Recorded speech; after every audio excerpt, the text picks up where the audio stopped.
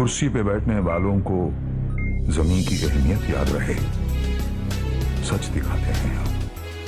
सच का सामना में आपका एक बार फिर स्वागत है। धुले मालेगांव लोकसभा का रिजल्ट जारी था।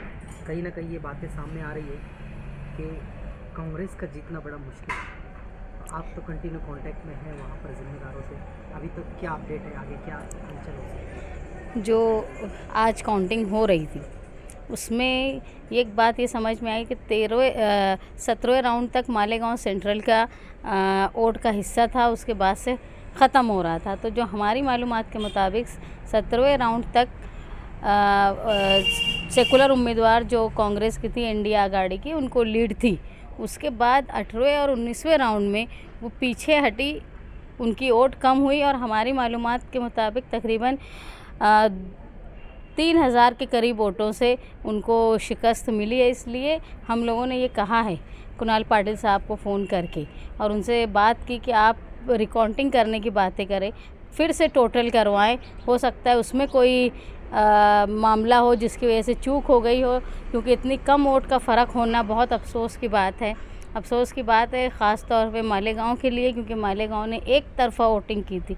शायद ही कोई हिंदुस्तान में ऐसी कॉन्स्टिट्यूंसी होगी जिसने इतनी बड़ी तादाद में एक तरफ़ा वोट की होगी। इसलिए मालेगांव शहर में जो अफसोस का और दुख का माहौल है, उसमें हमको इस बात का ये कि शायद अगर वोटिंग परसेंटेज और थोड़ा बढ़ जाता, अगर इतनी कम वोट से शिकस्त हुई है, अगर 3000 की लीड से बीजेपी का उम्मीदवार जीतता है, तो हम अगर अपनी वोटिंग परसेंटेज बढ़ा देते, जो लोग पोलिंग बूथ तक आए और वोट ना, उनकी चिट्ठी उनके घर तक नहीं पहुंची, स्लिप ना पहुंचने की वजह से या लिस्ट में उनका नाम नहीं होने की वजह से वो वापस चले गए, ऐसे हज़ारों लोग थे जो अपने घर वापस गए वोट देने की चाह में और वोट नहीं दे पाए। अगर वो वोट दे देते तो शायद अलग माहौल होता, आज मालेगांव में जश्न का माहौल होता। लेकिन उम्मीद ये की जा रही है कि रिकाउंटिंग में अगर अल्लाह ताला कोई बेहतर फ़ैसला कर देवे।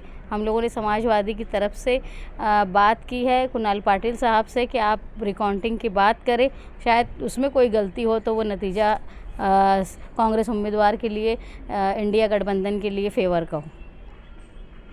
बाकी जो माहौल रहा है पूरे हिंदुस्तान में जिस तरह का, उसका पूरी डिटेल, उसका पूरी तफसीली प्रेस कॉन्फ्रेंस आज यानी 4 जून को रात में समाजवादी की राब्ता ऑफिस जो है हमारी, वहाँ पे हम लोग तफसीली तौर पे पूरे हिंदुस्तान की और मालेगांव शहर की भी ये बात करेंगे कि भाई कहाँ कहाँ क्या गलतियाँ हुई, जिसको दुरुस्त करके शायद अभी हालात आगे अब हम लोग जो देख रहे हैं कि मेजॉरिटी की तरफ एनडीए पहुँच गई है।